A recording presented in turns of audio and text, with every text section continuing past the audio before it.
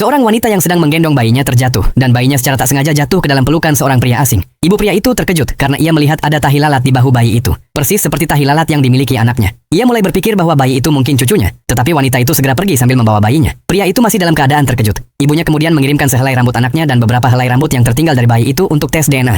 Hasilnya menunjukkan bahwa bayi itu memang anak dari pria tersebut. Barulah pria itu teringat, setahun yang lalu ia pernah secara tidak sengaja bertemu dengan seorang wanita pengantar makanan, food delivery. Ia segera memerintahkan asistennya untuk mencari wanita dan bayi itu.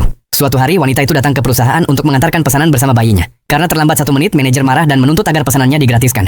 Pria itu datang tepat waktu dan menghentikan pertengkaran tersebut. Saat wanita itu hendak pergi bersama bayinya di tengah kerumunan, pria itu melihat punggungnya dan langsung mengenalinya. Dialah wanita yang selama ini ia cari. Kemudian asistennya menemukan wanita itu dan memberitahunya bahwa dia akan menjadi sekretaris CEO. Sejak hari itu, wanita tersebut bekerja di perusahaan bersama bayinya. Keesokan harinya, semua orang di kantor terpesona oleh kelucuan bayi itu. Kecuali sang manajer yang masih menyimpan dendam. Wanita itu menggendong bayinya dan menjelaskan bahwa asap dan parfum bisa menyebabkan serangan jantung pada anaknya. Seketika muncul niat jahat di benak manajer itu. Siang harinya, saat wanita itu sedang menyiapkan susu untuk bayinya, seorang rekan datang dan berkata bahwa bayi itu pingsan. Wanita itu segera membawa anaknya ke rumah sakit. Dokter menyiapkan operasi darurat. Selama operasi, bayi itu membutuhkan transfusi darah segera. Namun golongan darahnya sangat langka dan tidak tersedia di rumah sakit. Pihak rumah sakit pun mengumumkan bahwa siapapun yang memiliki golongan darah yang cocok diminta untuk mendonorkan. Mendengar berita itu, pria tersebut langsung berlari ke rumah sakit tanpa menunda. Namun ketika ia tiba di ruang perawatan, wanita dan bayinya sudah menghilang. Yang tersisa hanyalah 4 selang infus dan bercak darah. Mereka pergi kemana? Tak seorang pun tahu.